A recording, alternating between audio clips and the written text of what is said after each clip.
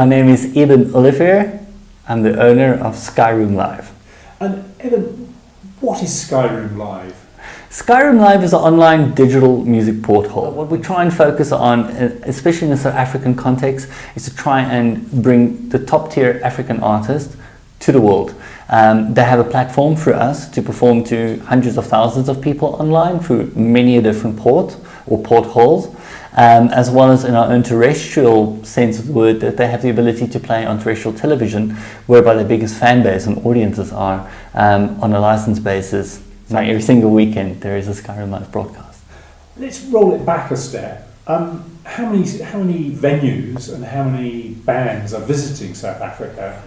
South Africa is one of the most lucrative touring circuits in the world, and Africa is shortly following as a global or as a continent behind South Africa.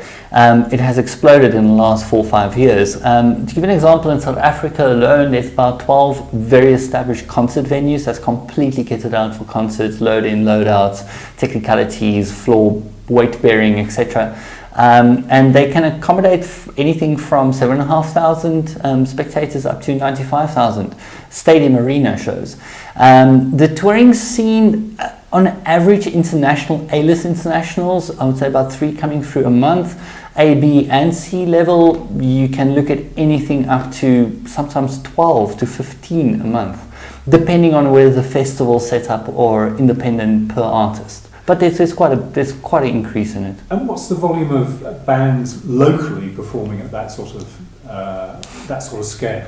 Local bands at that international A-list level from this country is kind of far and few between. Funny enough, if you think of Ladysmith, Black Mabazo and Lakima Sekela, people kind of establish them in a realm where they would be that stature, but they're not really when it comes to sales or the pop level of it. From South Africa, there's like a current band, which our highest current band pretty much from here, International Export, which is a very niche band, is the Antwoord, but it's very shock value based music. You can't kind of categorize it as pop or cross the line. So South Africa doesn't really play in that league. But this is where we come in, where the digital platform is about great music. And just because you're from a country or a region that you might not have that exposure on the world scene of music, giving it to people with a world scene of technology allows you to break down that barrier quite easily. And put simply, what you're doing is providing a live stream of the concert. Yeah, we're doing what Skyroomlive is known for, and at the moment we're listed number 12 in the world on the iRocker top 20, which is the Forbes listing of live concert streams. What we try and achieve is to create a platform that is lucrative for ourselves, obviously, and for the artists. It's not a YouTube scenario where you just populate us with content and we try and push it out and put an ad on and get $10 here and $10 there. We're trying to actually create a symbiotic relationship between the growth of the artist and our growth. And at the moment, we've seen literally how our social media explodes, how our online viewership has increased. From 2 years ago, we had 112 people to start with. We were like, oh goodness, I don't know if this is going to work. Yeah. And it radically increased. Sometimes now on our own content creation, for our own Skyroomlive shows, we can have up to 65,000 people as an average. On festivals, it goes up as a service provider to almost 240,000, 250,000. South African-based festivals. Internationals can shoot up to starting at 650, 800, around there, 1,000, up to the sky's the limit, depending on the marketing that's done behind it. And you're charging for some of this content, but not for others. Describe to me how you differentiate between those two. At the moment, the pay-per-view model for live content is still a debate that's up in the air. Massive organizations like iTunes is a great example that still kind of don't know whether they're sitting on this side of the line or that side of the line. That's why they give you iTunes Festival to kind of just plug it as this is our headline acts that we sell massive amounts of volume of. But join us at this venue once every night. I'm going to give you one of those artists for free for you to consume the music in multiple boosted marketing. More than anything else, although they are definitely not fools. They are playing very clearly along the line of establishing a market for live streaming music. the thin line happens between where the monetary value lies, whether it's through a sponsor that allows fans to watch it brought to you by somebody and picking up that bill, essentially, or whether it's by taking that risk, having 5 people watching a pay-per-view of unknown band, or having a percentage margin worked out by having a Katy Perry at 75 million Facebook fans at a percentage viewing it at a cost.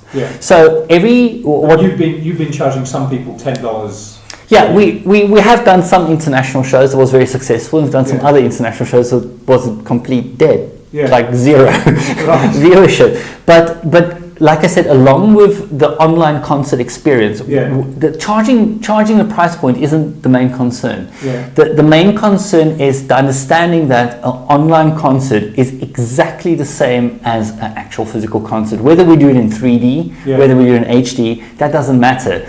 The marketing, the hype, the pre-order sales, all of that needs to be addressed in the same way that a physical concert gets addressed, because there's a different audience. The digital guy sitting at home every night in front of his computer, looking at the coolhunter.co.uk, looking at the new tech magazines, all of that live in that world. They don't live in a ticket world. They live in a world where they immediately consume their interest. And you have to tap into that mindset. You can't ask them to tap into your model.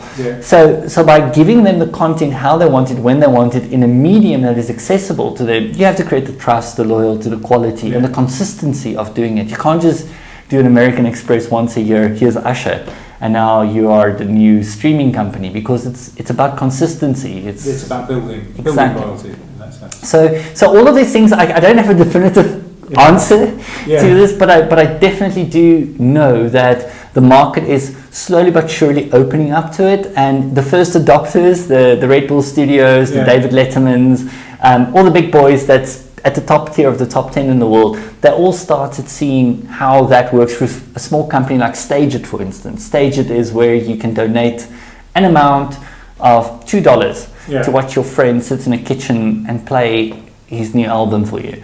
And they've been, since day dot, the only guys that went boom, pay-per-view, immediate. And till today, the revenue model is you can create your own login show, you can create your own web TV, and there you go. So the person on stage is very clever. He's just sitting there being the porthole for everybody else tapping in and making money. I want to take you onto the 3D content, because you make the content in 3D, and you've recently put together a handset to view this in. Describe how that came about. We are super excited about this. We actually think we are crazy, but but it comes with the mad scientist excitement. We've been involved with 3D, blessed for approximately 5.5 years now. Our first job was the FIFA World Cup 2010 live 3D to the whole world. We did all the activations for Sony Corporation Japan. We did a few of the game editing. There was quite a lot of work done in that realm, and we learned a lot from the fathers of 3D technology. Within the year after that, immediately did a rock opera with one of South Africa's premium bands called the Parlotones, directly live streamed to DirecTV in the States for 3D consumption. And it was a massive success. The viewership was supposed, or the repeats of the content was supposed to be only scheduled for 12 times in that month. It ended up being 132 times of that piece of content.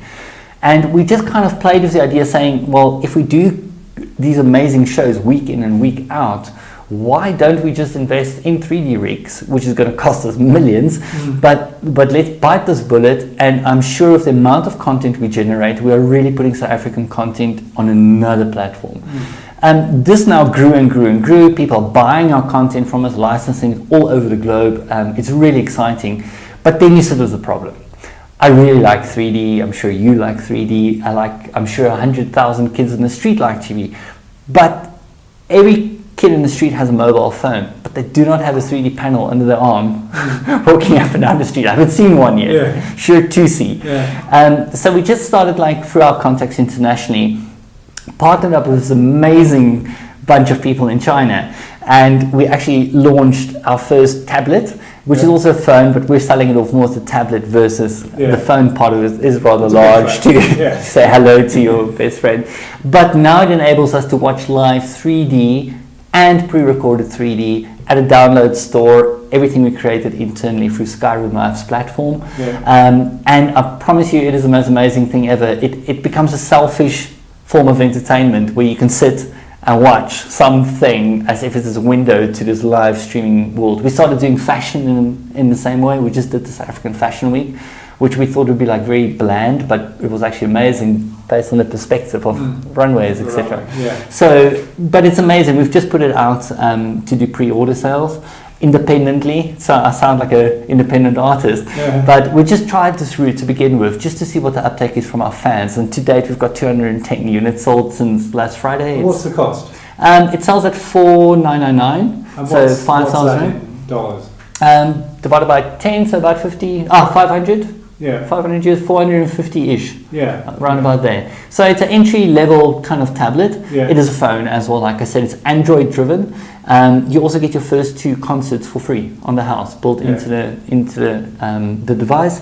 And then obviously it has all the abilities to link up to all the music stores and everything as is.